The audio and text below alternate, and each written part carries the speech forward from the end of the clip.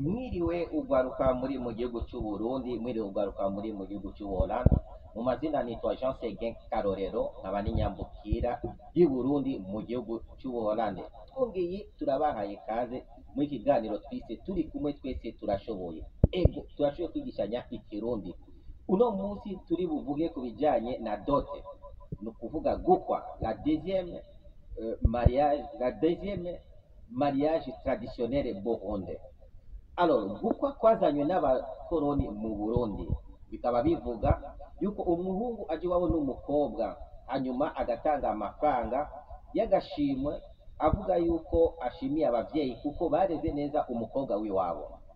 Attention, conséquence y'ibi byo gukwa umuntu atanga amafaranga iwabo n'umukobwa, nuko uyu mukobwa usanga abavyeyi umugabo aca yifata nk'uko amurushije agaciro, aba ari ikintu gikomeye cyane kuri uyo mukobwa. Kubera iki? Yitwaza yuko yagiye gutanga agashimwe, ingurane cyangwa kugura umukobwa iwabo, bivuga yuko we ari hejuru cyane, ni nk'imana y'umukobwa kuruta nani.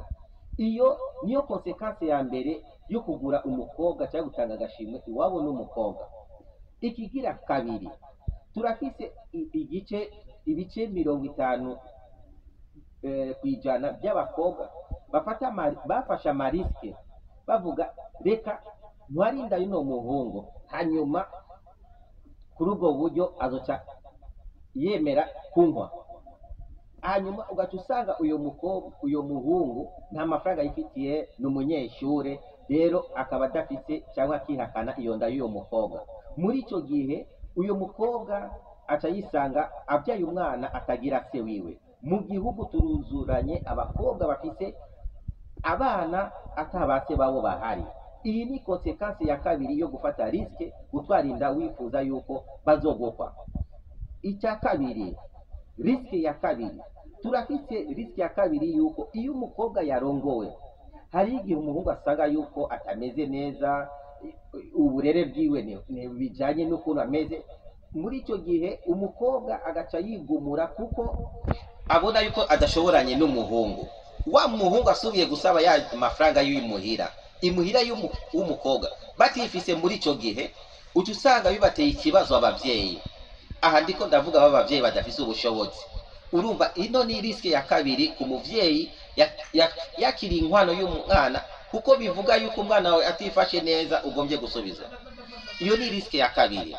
Ikibazo kigira gatatu, turafise abagore bemera kwica abagabo babo mu gihugu, nuba kica abagabo babo. Kubera iki? Kubera umugabo atagiha wa mukobwa agaciro, yagiye gukwa, asigaye amufata nk'imbwa mu nzu, akagenda agashakisha abandi bagabo ku ruhande, abandi bagore ku ruhande, ugaca usanga wa wundi barabifanye gutyo. Rero kumvo yitunga ry'umugabo, hari igihe umugore aca afata riske yo kwica umugabo. Iyo ni iyindi riske ya kabiri. Ya gatatu cyangwa igira kane. Alors, ikindi kintu gikorwa bijanye n'uburere bubi cyane mu gihugu. Ubu mu gihugu dusigaye tugurisha abakobwa bacu bivanye n'amashuri yabo.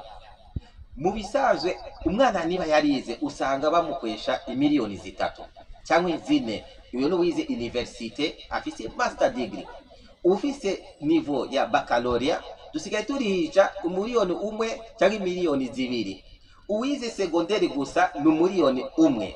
Utize secondaire école primaire ni 500,000. Urumva biciye bija mu buguzi ndangozi.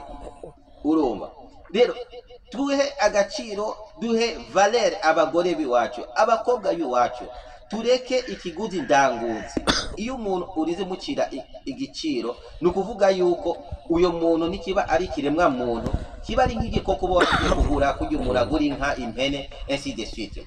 Alors, la dot mu Burundi, ce n'est plus de notre actualité. Nibikiri ibintu bikenewe mu gihugu. Ni nayo mpamvu ndabasaba mwebwe twese hamwe tuhagurukire hamwe kugira ubudandazi bw'abakobwa mu gihugu indani buhagarikwe.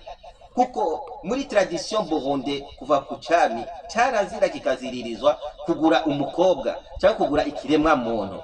Iyo uguze ikiremwa muntu bakubona yuko uri kivume mu gihugu cy'u Burundi.